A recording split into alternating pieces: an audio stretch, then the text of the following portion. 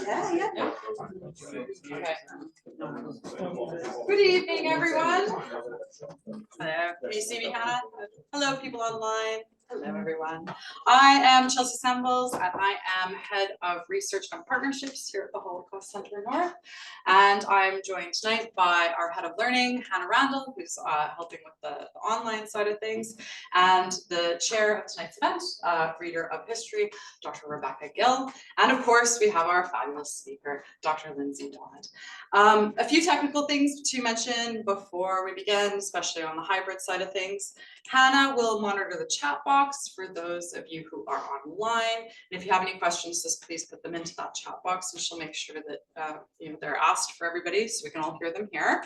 The talk should last about 45 minutes, and then the last 15 minutes will be times for questions, and we should finish promptly at about 6 o'clock. Tonight's event will be recorded, and soon you'll receive a link along with a short survey. Of course, we would like to make these events the best that they can be, so please do help us out there. And so, without further ado, tonight's event is chaired by Reader of History, Dr. Rebecca Gill at the University of Huddersfield. Thank you for joining us and volunteering your time this evening.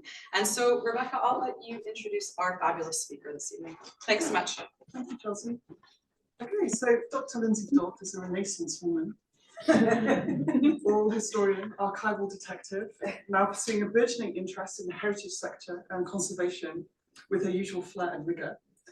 Until recently, a much missed and popular colleague and lecturer at the University of Huddersfield, where she was reader in modern European history, her work has dealt extensively with children's lives in France during the Second World War.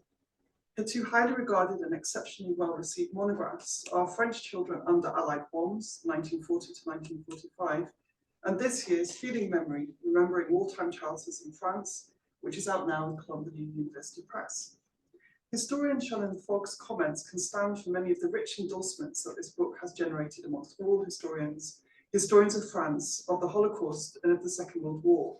She writes, Feeling Memory deftly weaves together memory stories and the latest scholarship to provide an entirely fresh approach to World War II France.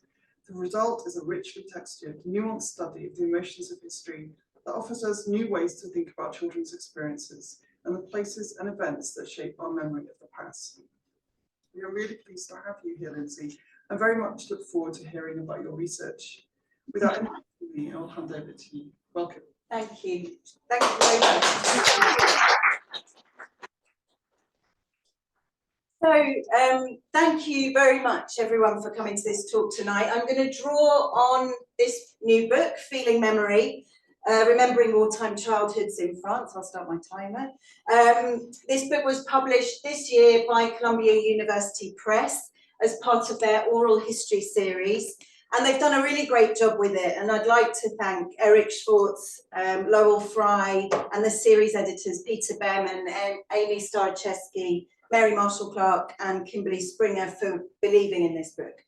I've now left the University of Huddersfield, where I worked for 12 years, but it's a real pleasure to come here tonight, to come back and see old friends, and to have this event here at the Holocaust Centre North. So thank you very much, Hannah and Chelsea and Rebecca as well. So I'm going to tell you a little bit about the book and what it's made of, but I can't really do justice to it in the time that I've got.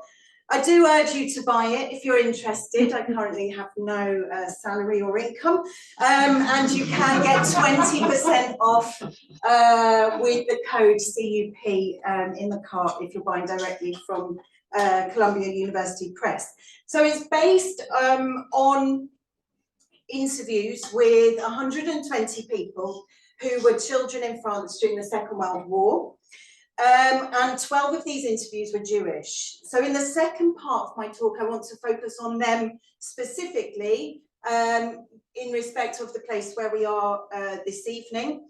And I'm going to use their stories to illustrate some of the feelings, some of the points the ways that I've kind of approached what I've called an affective historiography of children's lives in war. That is how I've used the felt realm of emotions, affects, and feeling to understand more about the past and the present.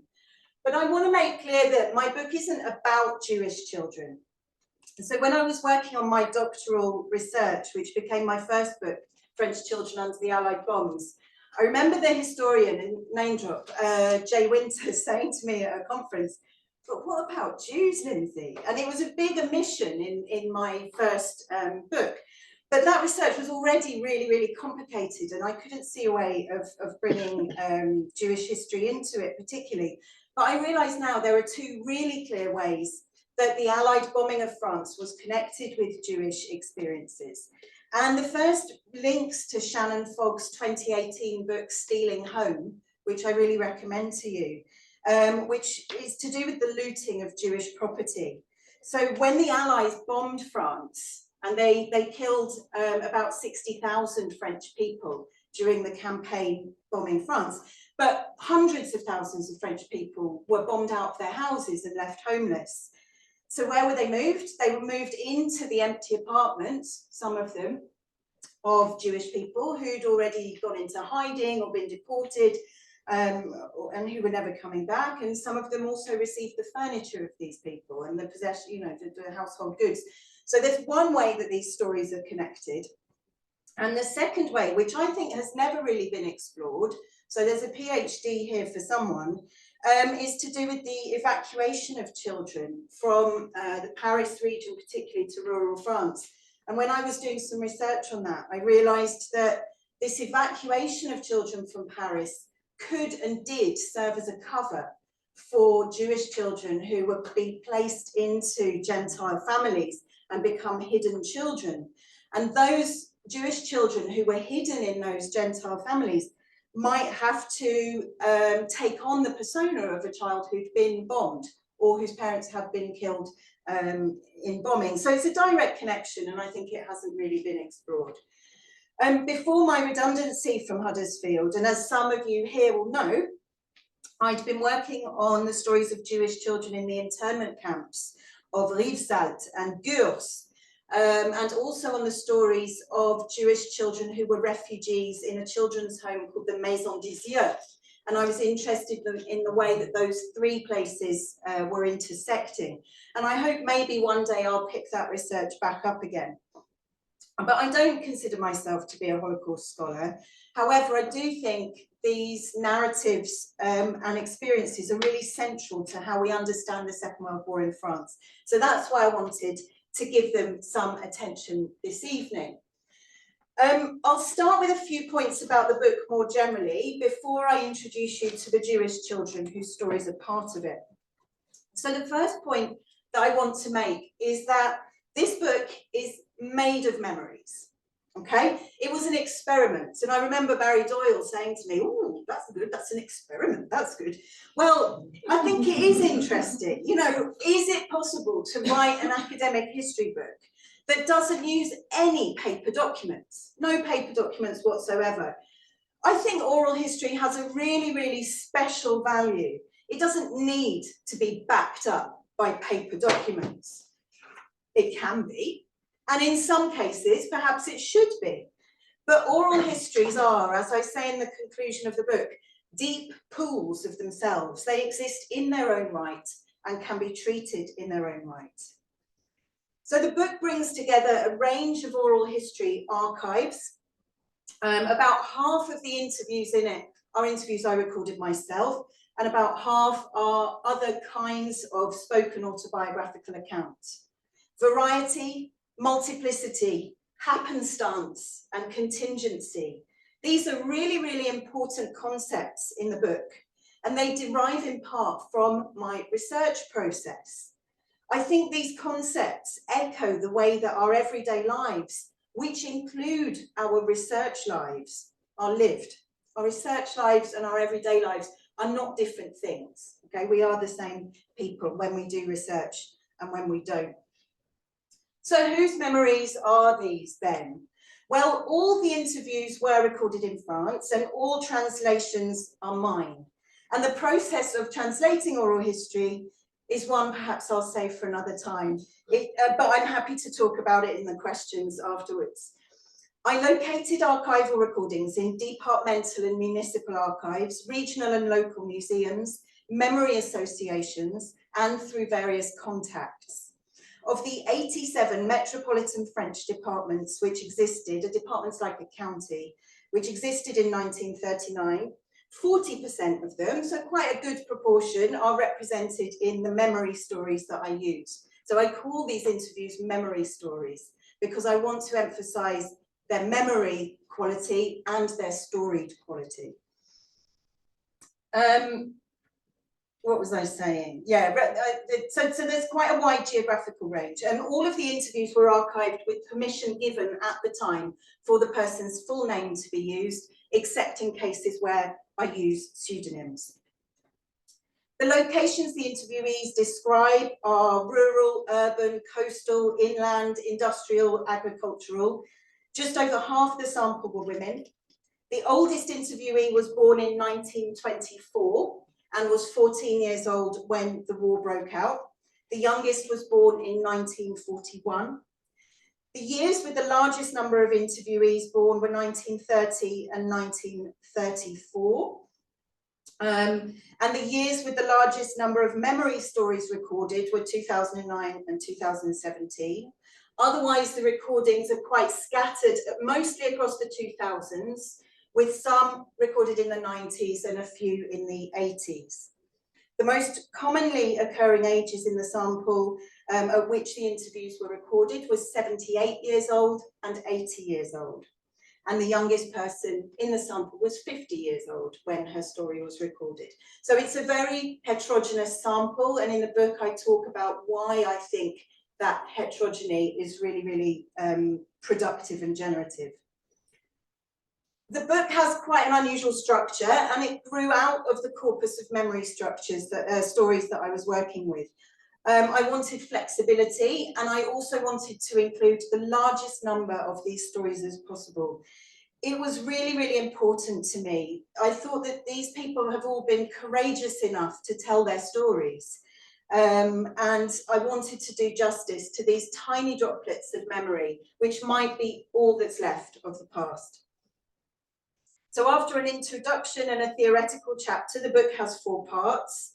Memories Felt is about first the kind of sensory dimension of memory and the emotional dimension of memory, and then goes on to think about affect, that is the unarticulated experience of feeling. Memories Located is about how memories are effectively located in time, place, and space, and the examples I'll draw on later come from those 2 parts of the book. Memories Told is about the processes of telling those memories. It deals with first regimes of memories, which are the ways that people speak in ways that are resonant with or dissonant from more organized forms of national remembering. And second, that section deals with communities of memory, which is the ways that memories are forged between peers in the interview space and in relation to real and imagined audiences.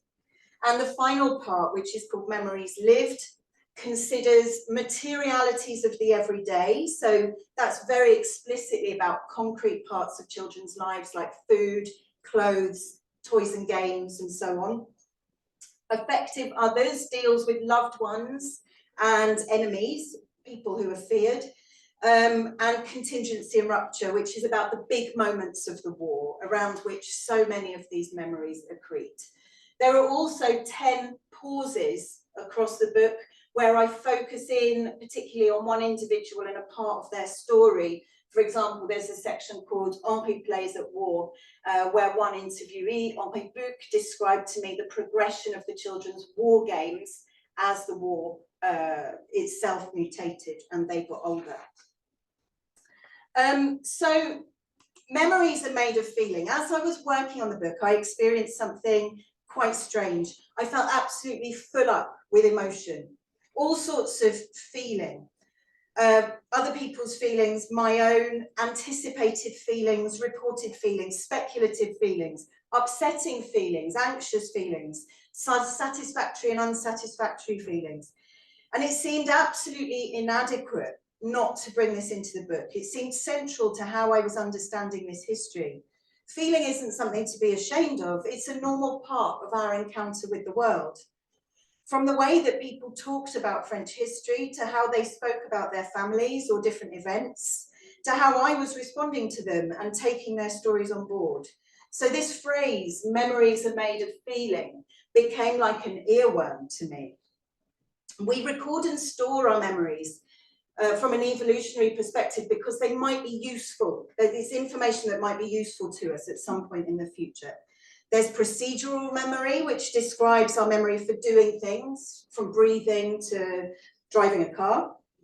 Autobiographical memory, which describes those episodes from our lives that we weave or compose into narratives that reflect our sense of self at the time of telling. Flashbulb memories are those episodes that are particularly well remembered. And psychological research is obviously really important to us here and can tell us lots and lots of things. For instance, we are more likely to remember stressed memories better. Why? Because in a stressful situation, our brain is more actively recording what's going on around us. We also tend to remember habitual actions and activities. We tend to remember primacy, that is the first time that something happens, and we tend to remember intensity, that is things that affect us more deeply. But memory can work also in surprising ways. When I interviewed Henri Buch about his wartime childhood, he began with an anecdote, which he said to me, at first glance, has nothing to do with anything. He spoke of his adult life, working as a scientist in a laboratory in Germany in the 1970s. One day, he said, I was one of the last in the lab. Around midday, 1 o'clock, I needed to have some lunch, and instead of leaving by the front door, I went out the back to buy some sandwiches. And when I came out of the back door, my legs suddenly started to shake. I nearly fell over, and I wondered what was happening to me. And I looked, and there were some German workmen digging trenches nearby, and they were dressed just like the soldiers I'd seen when I was a little boy. So things happen, he said to me, which get embodied, which go so much further than you can remember. Henri's body appeared to remember something which his mind didn't. Henri had witnessed some acts of violence as a boy, an air raid and a violent arrest, and he later recounted those to me.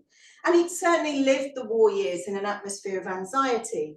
But here was the affective residue emerging from his body.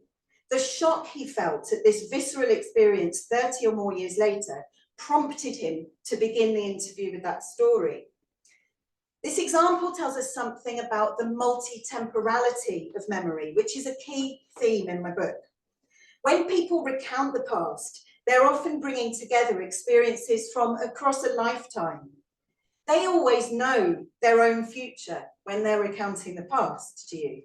The emotion of the past doesn't just stay in the past, it plays out across the individual's unfolding future, across time and into the interview itself. Those of us who use oral history frequently are fully aware that we're not dealing with a black box recorder. Memory is a transformative process. Interviewees might describe feelings that they recall having, even if they didn't really have them quite like that. They might narrate how they wish they'd felt. They might have a guess at how they think they might have felt. They might tell us they can't remember how they felt and be quite surprised about that. They may tell us how their feelings about an event have changed over time, or they may feel something in the interview which is expressed through their body or through words, which is completely different to how they felt in the past. As I wrote the book, I was reading a lot of work linked to the cultural studies branch of affect studies, and there were certain concepts and ideas in the work of scholars like Sarah Ahmed and Kathleen Stewart, and philosophers like Gilles Deleuze that really worked for me. They won't work for everyone, but I really enjoyed them. One of these ideas I use across the book came from Kathleen Stewart's book, Ordinary Affects. Stewart writes that little worlds proliferate around anything and everything. And I was so struck by this idea. I think it's the case, isn't it? Think of yourself here now. You're a little world with things happening around you and inside of you in ways that are particular just to you.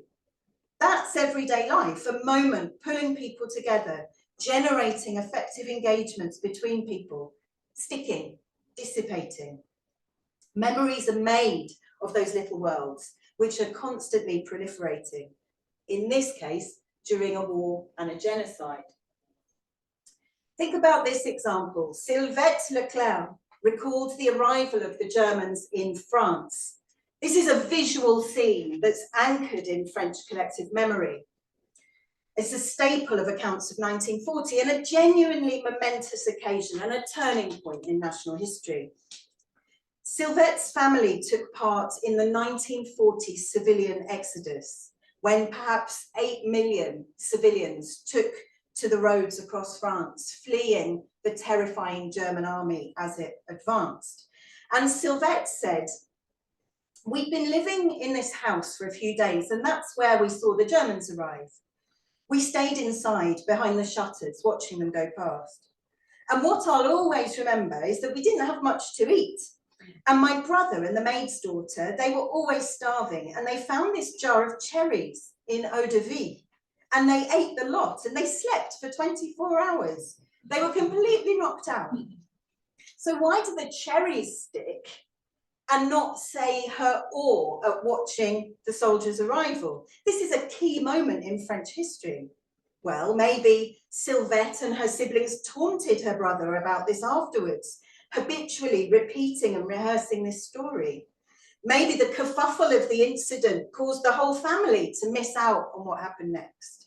Perhaps the brother was vigorously reprimanded. Her parents must have been very worried. Perhaps they all laughed about it later. The things that come together in this story, war, people, cherries, feelings, futures, come together in a really singular way. There were other children who missed the arrival of the Germans and other children who've eaten alcoholic fruit accidentally.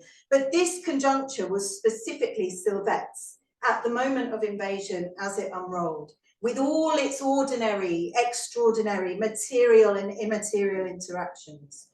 Such little worlds were proliferating everywhere. Life didn't stop because the Germans invaded. And it's the other things that may well make the memory stick.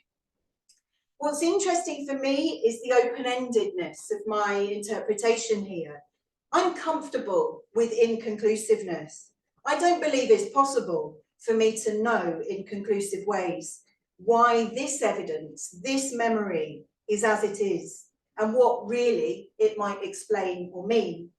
I'm not an omniscient outsider casting the ultimate word on the lives of these people. I'm part of the flow of this history myself. I'm inside it, using my own thoughts, ideas, intelligence, and experience to think and suggest. As I was writing, I thought to myself, if I can retrieve lots of these memories that convey this deep and wide felt realm to readers, perhaps I can sketch some kind of effective landscape of the past, a history that's thick with meaning. I'll now turn to the Jewish children in the book and illustrate a few more of the book's ideas using their experiences. So, I only interviewed one of these people myself, Serge Hollande. Serge was really pleased to talk about his experiences with me, and as we spoke, he showed me photos of the people he'd befriended in the village where his family had found refuge. And he said to me, I'm really happy to look at these photos again. The interview provided an opportunity not just to remember persecution, but to emphasize the importance of cherished friends. Of the other Jewish people, 3 of the interviewees came from the Archives départementales de Seine-Saint-Denis in Paris and were filmed interviews dating from the early 1980s. Most of the rest were audio interviews from the Archives départementales du Val-de-Marne, which is also in Paris. It's important that we understand the heterogeneity of Jewish people's experiences. Age mattered, but so did other factors, right down to the individuated nature of all human life. Some interviewees were the children of recent immigrants to France. Others had longer standing French nationality. Some were poor, some were reasonably well off. Some of their parents were murdered, others survived. Some spent time in internment camps, some fled to Switzerland, some were hidden in Gentile families and were very well treated, and some were badly treated. Some had already told their stories publicly, others never. So in my book, I didn't want to separate out Jewish experiences. Jewish people were living and live in French society as part of a broader population, some of which is and was hostile, much of which was and is not. Jewish children's experiences took place inside a complex web of interpersonal, family, and social interactions. Although Jewish narratives relate experiences which non-Jewish narratives don't, they also contain much which is shared, even if it's differently inflected.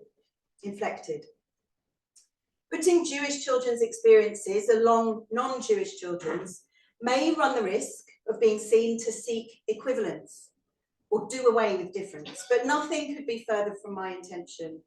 It's eminently clear that Jewish children were persecuted by the French state and by individuals in specific ways because they were Jewish, and that they suffered shocking forms of maltreatment which shaped their lives thereafter.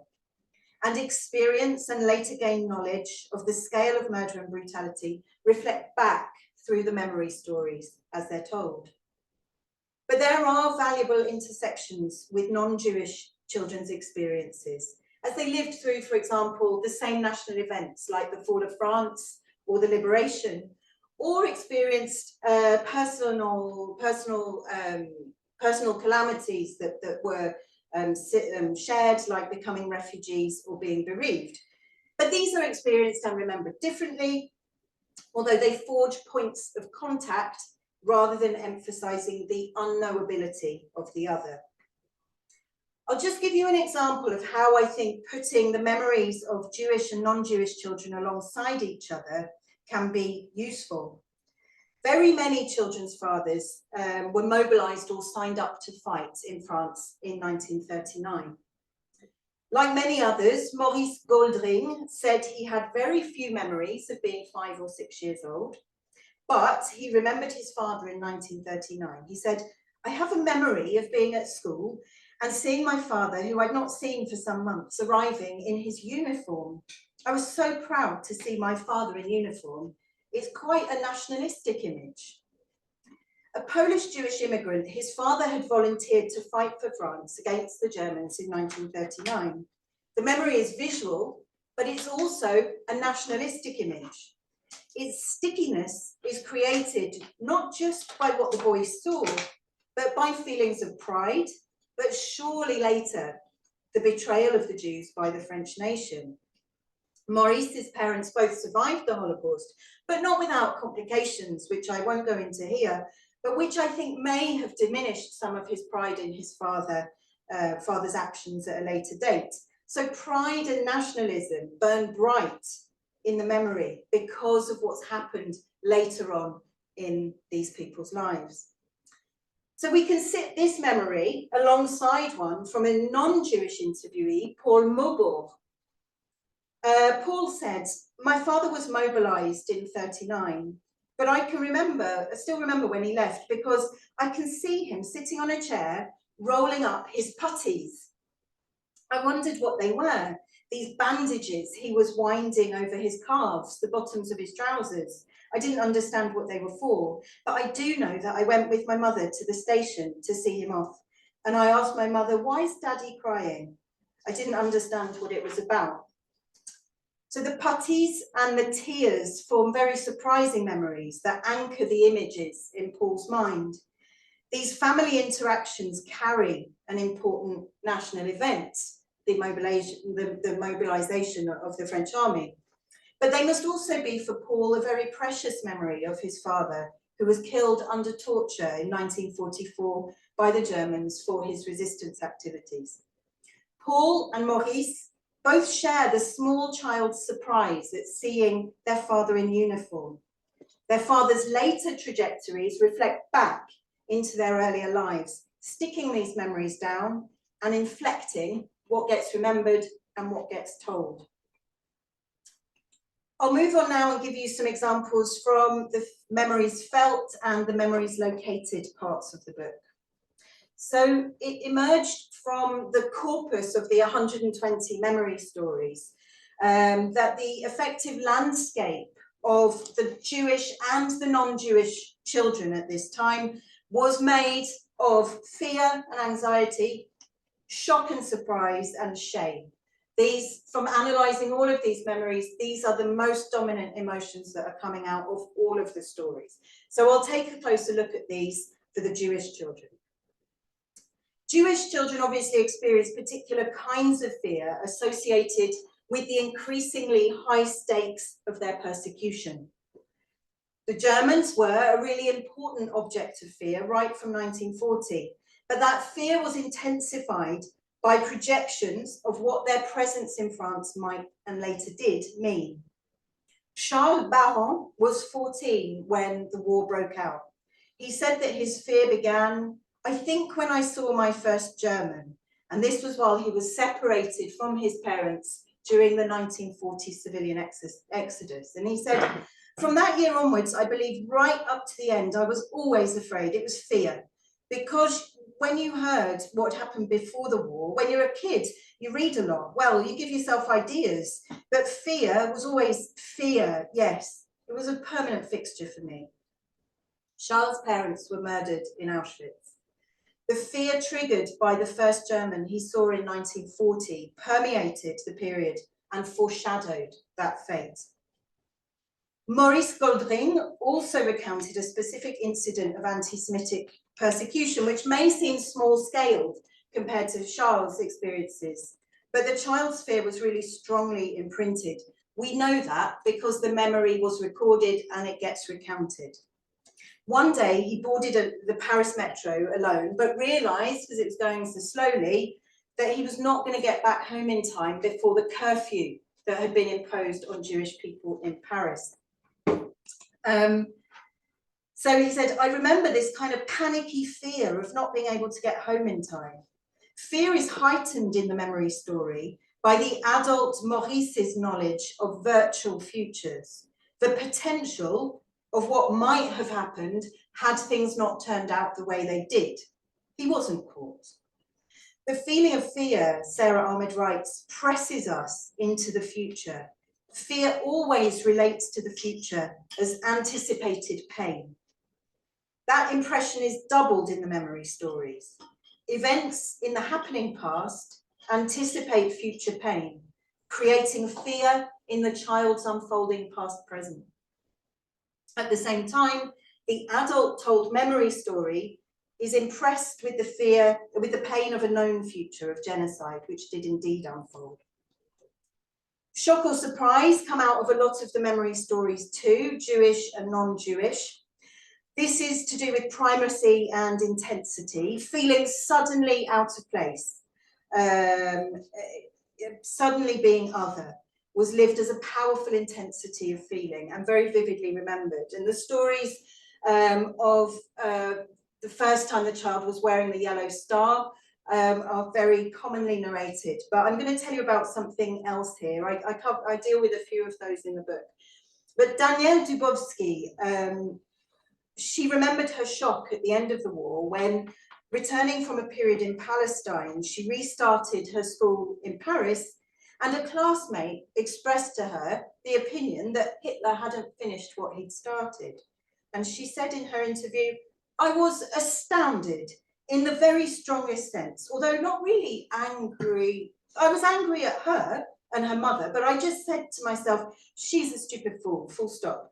But what really choked me is that I believe that, and it's afterwards that I've thought about it, but on the spot, I was absolutely staggered because, and here her words were very emphatic, from one moment to the next, all of a sudden, and here it sounded like she was striking herself on the chest, what had been a universal suffering became something that had happened to me and to some of my people, but not to everybody, to me, because Danielle Dubovsky is Jewish. The revelation was a shock. The war years were complicated and distressing for Danielle's immediate family, although they all survived. As a little girl, she hadn't understood all of that complexity of separation, persecution, arrest, the camps, was only happening to a part of the population. She thought this was the war. Everyone was at war, and it was a universal tragedy. Therefore, her sense of being other, of being out of place, came only when she returned to Paris in 1947, and the emotional force of her language seems underpinned by feelings around betrayal and shock and disappointment. The third of these big affective kind of moods across the stories is shame. And after the war, many Jewish children and the adults they became experienced shame differently as parts of daily life.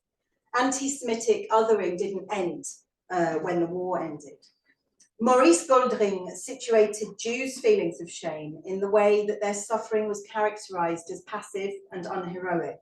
He said, the noble deportees were the ones who'd done resistance work, and in some way, anyone who'd been deported, this was never said outright, but it was kind of understood as such. Anyone who'd been deported had been deported for their resistance work. To be deported just because you were a Jew, that really grated on people, if it was said at all. At the time, it was like that. Jewish families sought out their survivors, and then some fell into silence and some fell into shame, the shame of survival, the shame of finding a loved one amidst so much grief, the shame of still being out of place, still being wrong. Hélène Zitnitsky spoke not of a social phenomenon, but an intense personal feeling. For years and years and years, I didn't dare to say that I was Jewish. For years, I didn't even dare to say what had happened to me, as though I was ashamed of what had happened to me. You felt so guilty for being Jewish. You didn't have the right to be a Jew at that time. You shouldn't be a Jew. That's how it was in my mind. Even many years later, I never dared to say I was Jewish. Hélène lived for years in a state of tension around guilt and shame and fear. Her psychological and psychosomatic problems stemmed from something she said she didn't even dare discuss with her doctors. As Sarah Ahmed argues, shame is the effective cost of not following the script of normative existence. Being Jewish, it seemed, still remained for some people beyond the bounds of the normal in post-war France. I'm going to end with some of the stories from the Memories Located part of the book. And this is about being located in space and place, but also in time. And when thinking about temporality in memory stories, I use the idea of a time pivot. Often when people describe momentous events in a story, that pivotal moment creates a really clearly defined before and after, like two sides of a seesaw. Those befores and afters are coloured by different affective moods. Take this example. Happiness may gather in one kind of place and time as a result of a later traumatic event. And the other side of the seesaw is the future stretching out beyond the event. Serge Hollande's memory of the time before the catastrophe of persecution is populated with joy. The family's small flat in the Gobelin district of Paris overflowed with friends of all nationalities. He explained, I grew up in an extremely joyful environment. The key was under the doormat. You could do that at the time. And when you got home, there'd be someone there already cooking, someone who turned up with a bit of steak, was making dinner. They were often having gatherings at our place.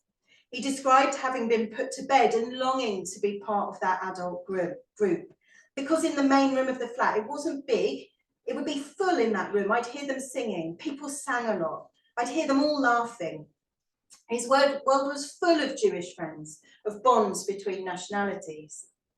And after the infamous Veldiv roundup in July 1942, returning from a first period evacuated, he found his parents living elsewhere. He said, in a flat that was completely sealed up, as if it were uninhabited. His parents didn't ever leave the flat. Serge says they never opened the door. The time pivot couldn't be more unequally balanced. A door that had always been open was now sealed shut. Such memories are intensified by the awareness of how many of those laughing and singing friends never returned from deportation. Memories Located is about time, but it's also about place and space. And one thing that I became very interested in was the spatial experience of persecution, of bodies in spaces. The physical spaces in which persecuted people are placed are a key part of their persecution because of the intimate ways that they are forced to interact with the material environment. Danielle Dubowski described the place in which she, her mother and younger brothers were quarantined with around 50 other people from Drancy camp before they were being moved to the Vittel internment camp. As a Palestinian, Danielle's mother had British protected status, and Vittel was the camp for British internees in France. So moving there from Drancy saved the family from deportation, but they were in quarantine before they went to Vittel. And she said, and in that room, we were dreadfully thirsty. It was January. There were a lot of us in this room. The windows were painted blue, and there was condensation from the body heat inside and the cold outside. And the condensation made water trickle down the windows. We queued up to go and lick the windows. And that's perhaps why I don't drink much these days. I'm a real camel. Despite the fact that they were being moved to a better kind of detention, these Jews were still being spatially dehumanized through the denial of their basic needs. Things improved when they reached Vittel, but until then, the French authorities maintained a crushing spatial hierarchy of discrimination. In the book, I also discuss understandings of free and occupied space and of safe spaces. Sam Cook described his and his mother's escape from Paris after the Vélodrome d'Hiver roundup in July 1942. As they moved from location to location, places and spaces oscillate from safe to dangerous and back again as a function of people entering and leaving them. On the eve of the roundup, Sam's father, warned by a police officer that he knew, tried unsuccessfully to encourage his neighbours to leave. They didn't, but Sam and his parents left and they lay low in another part of the city. And at that point, the threat of danger was unrealised for this family. The day after the raid, and not having witnessed it directly, Sam's mother just told him to go and have a look and see what had happened. So he went back to their flat and nothing seemed to have happened. And Sam really laughed at the imprudence of his mother sending him back into this very dangerous area. Anyway, so he came back, told his mother that it was safe, and they went back to their flat. But safety could very quickly turn. All of a sudden, she said to me, it was the beginning of the afternoon, she said to me, "Careful, don't say a word." And there, well, in fact, the cops had turned up. The cops arrived, but we stayed inside. She cut the electricity and we hid behind the door. There was a kind of window from the landing and one of the cops leaped down. But a neighbour from the apartment across the way called out, "It's not worth your while, they've gone. They left for the countryside ages ago." In the end, they didn't persist. They didn't touch anything and they didn't force the door. Sam's father found a people smuggler to take them, his wife and his son, south. So they were in the back of a lorry, and there's a whole, I'm going to rush a bit now because I realise I'm running out of time, but there's a whole sequence of events whereby there's a narrow escape after narrow escape after narrow escape, safety and danger, safety and danger. And what I find very interesting is this builds the tension of the story. So it's a very, very directly storied memory. But it's this constant movement from safety and danger, danger and safety, as events unfold in really contingent ways. At every juncture, things could have been different, and danger ripples across these places and rushes in and out of spaces with the thrust and suck of the tide. Sam was very lucky, and they found themselves, he said, in some kind of paradise, a village where they could be safe. So I could, of course, give you more examples, but we don't have time. Little worlds proliferate across the whole book. It's almost impossible to narrow it down, but I hope I've given you a sense of my interests and my emphases, some of the concepts and ideas I've explored, and some of the lives I've encountered. I hope I've given you a sense too of what I call the felt realm of the past and the present.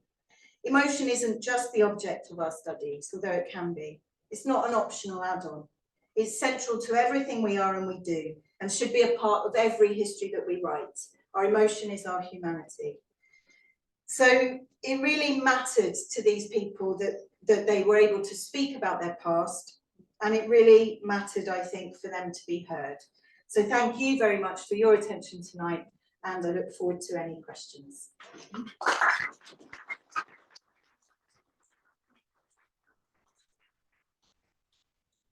So much, Lindsey, that was wonderful. So we've got questions that can come from online, from Zoom tonight, or we've got questions from the floor.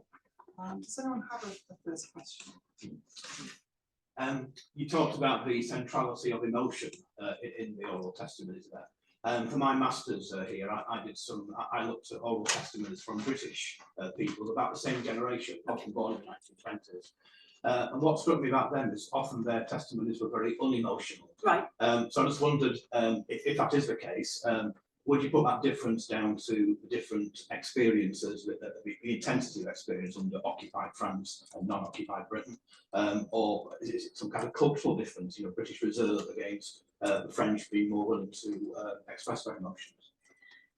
I probably wouldn't put it down to the latter, because I think British people can be as emotional as, I'm British and I cry all the time. So, I think British people can be as emotional as French people, and French people can be as tight-lipped as we might imagine British people being. I think it will probably be more down to circumstance, but I think the other thing is it depends what you're listening for and how you're listening. So what I would think maybe is different was that I trained myself to listen effectively. I developed a practice which I think of as effective listening. So I deeply attuned myself, and I couldn't help but be attuned. But it was something that I sort of deliberately learned to do, which was to listen for effective flows within the stories that I was listening to. So I think to some degree it might be the interviewees, but in some cases it might be the analyst. And the way that you were approaching them was that perhaps you were more interested in other parts of their story, and so you focused on those. And perhaps if you went back to them and listened in a different way, you might actually see the bits of emotion that get expressed in words are these tiny, tiny tips of icebergs. But the feeling that's running underneath the story is like a wave, and it's like the tide underneath. It's the bigger thing. So it's that effective attunement to the analysis that I think might be of interest there. But I don't know. It could be all sorts of things. I have a question. That was a great presentation, by the way, Lindsey. About absences. So what about the moments when somebody says, I can't find the words, or I don't remember? How did you account for the absences in your testimony, or in the testimonies and in the interview process? Chelsea, there's a whole bit called Absent Memories, Absent Feeling. And so I could refer you to that. But there's it was something that really, really interested me, the way that people identified gaps, not just in memory, but therefore in feeling as well. So, for example, Serge Hollande, he's one of the examples I use in that section. So Serge was, I can't remember how old he was. He's a little boy. He's in these pictures. He's this boy here. So he's a little boy, and he was given by his parents to some people he didn't know, that he doesn't know if they knew, these people, who sort of took him in, looked after him, and held him until he was able to be taken across the demarcation line with some other people. And he says he doesn't really remember. He doesn't really remember. There were things he doesn't really remember about it, and it surprises him because he thinks he probably would remember it, feeling sad or upset or missing his parents. And he was sort of trying to reason it with himself and think, well, maybe I wasn't that sad and upset. Maybe I was having a nice time with these people. They were kind to me. I think he felt he had a feeling that people were kind to him. And then when he did meet up with his parents a little bit later on, he says, I don't remember that either. So I should have remembered it. So he was questioning all the time these gaps and absences in his own memory. But there's lots of examples like that. I think people are quite astute and aware of things that they're remembering and not remembering. But then there's the unknown unknowns, aren't there? They're the things that are absent that they don't even know are absent. So, I think it's hard to know whether you're ever getting a complete picture, people are good at filling in their own gaps and questioning their own emotions, I think. Thank you. You said that like the way you've decided to structure the book is very experimental by it being guided more by the actual stories. But do you think that more oral historians should do that rather than using testimonies to help understand historical events and kind of have people's personal views on those events? Is usually just write what is said and then analyse those rather than using them for the grand events of history? Yeah, it's a really good question, and there's kind of two things there. One is that kind of emergence of the structure of the book as it happened to me, and I remember when I started writing the book, it had a completely different structure that was much more thematic. So even if that's deeply thematic, but there was things like school, family, you know, things you might think were part of children's lives, games and toys and so on. And it just ended up feeling inadequate there. I couldn't do enough with it. It wasn't flexible enough. So the structure did come out of the material because of how I needed the structure to be very expansive, like to open its arms to these stories, because otherwise bits were going to fall out, I felt, or it would be repetitive.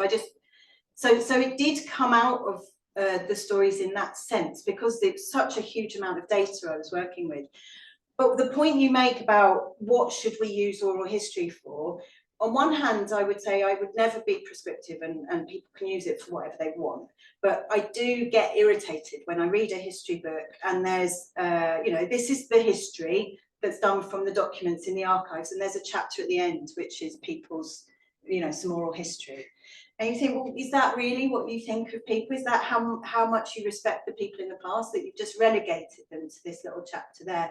And there can be an idea, particularly among historians who are not schooled in oral history, that you've got this kind of bit of local colour that you can add in, you know, a little bit of emotion that you can pop in at the end with a bit of oral history. And you could do that, but I think there's an authenticity of deriving all of your intellectual framework from what people say, because I think then you're really valuing what they say.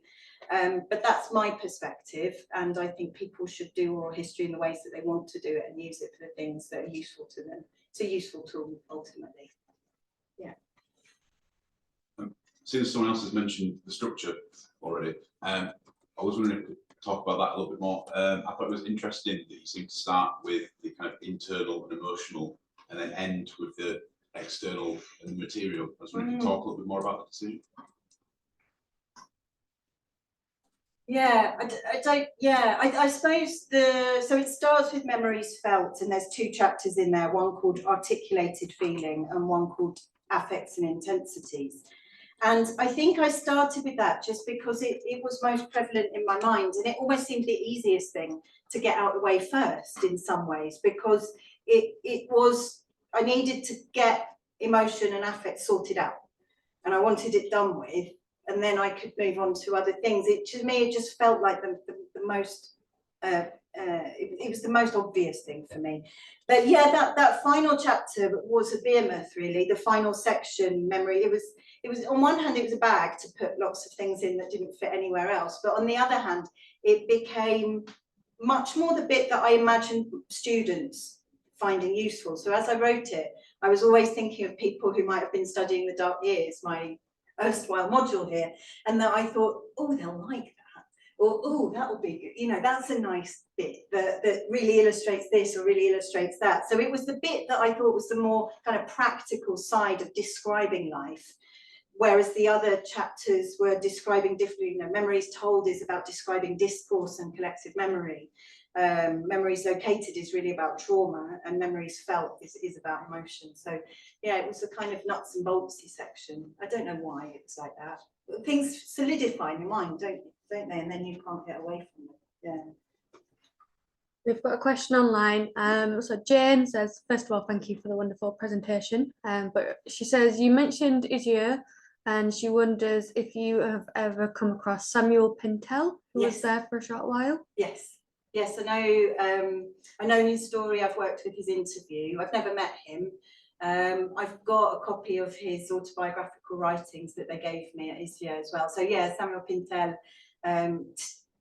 just tells his life really well and powerfully. I've used him in another talk that I gave here. I think I used an extract from his story, because when he turned up at ISIA, it was devastating for him. He was very little. He'd been ripped away from his mum. He didn't know where he was going. It was the middle of winter. It was miserable. So he really has this powerful description of being this totally lost little boy in ISIA. Whereas I contrasted it with another lad who was a bit older than Samuel and came there, was not close to his family, went there in the summer and the autumn and had a lovely time. So it's interesting that both of these men describe the same place in such very different words. But yes, I do know Samuel Pintel's story, yeah. Thank you, Jane. Can I say something to that? Your comments about translation. Oh yeah. And I wondered if you had any thoughts on how the book might have been different if it were written in French. Yeah, there's been more errors of grammar. I couldn't have written it in French. My written French isn't good enough. I think I couldn't say, because ever since I've been a historian of France, I've been translating oral history. So the way I understand those people's lives is always having to translate their words, or always having had, no, in my PhD, I was allowed to use French. So the memories are there in French in the PhD. And then when that got published as the book, I had to translate it all into English. So yeah, I have done it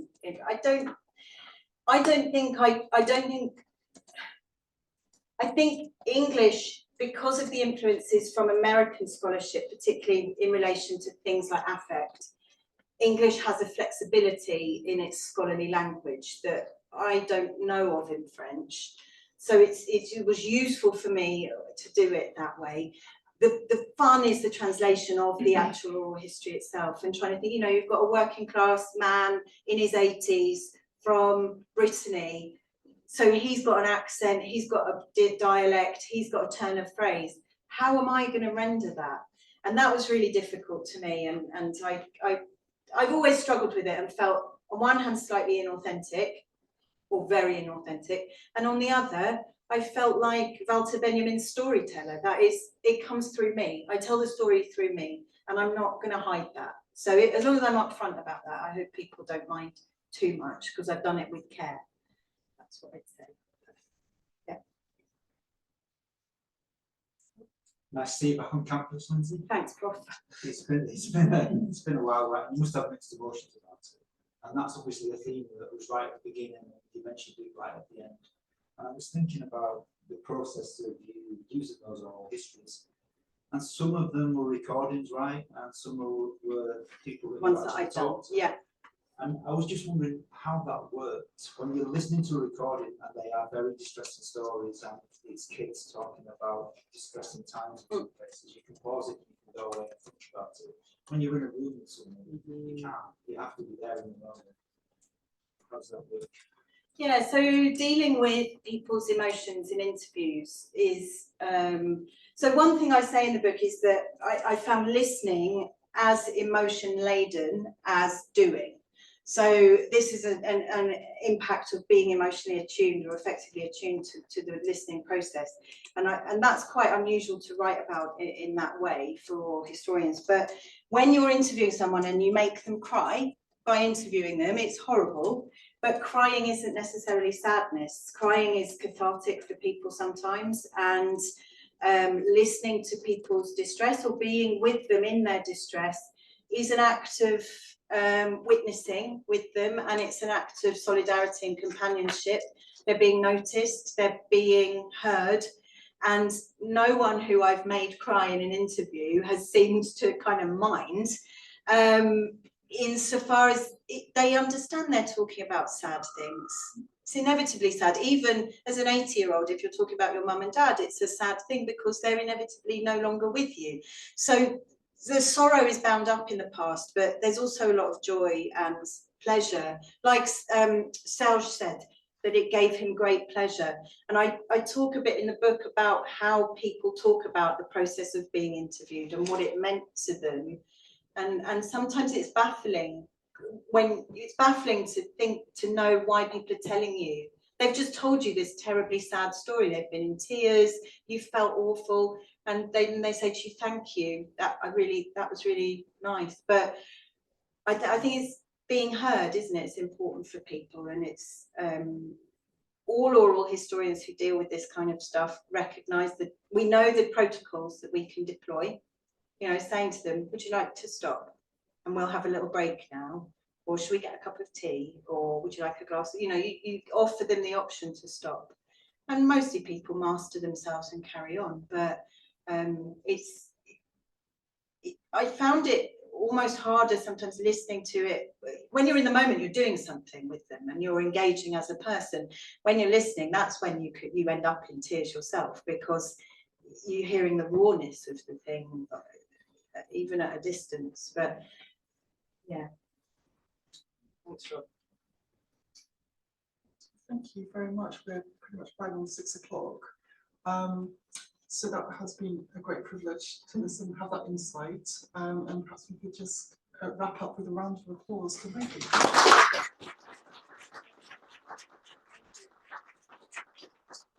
So just to say too, for the people online and for everyone, we're going to, as you signed up for tonight's event, we're going to just send out a short survey as well for this event, just so we can reflect and hopefully improve our practices here at the Holocaust Center, as well as if you want to follow us on social media or Twitter, feel free, please. We're all out there, and you can sign up for our newsletter as well if you want to hear fabulous more events like these. And obviously, thank you to Hannah for doing the technical stuff tonight, to Rebecca for fabulous chairing, and to Lindsey Dodd once again. Thank you for coming back. Thank Yeah, you. really appreciate it. Thank you.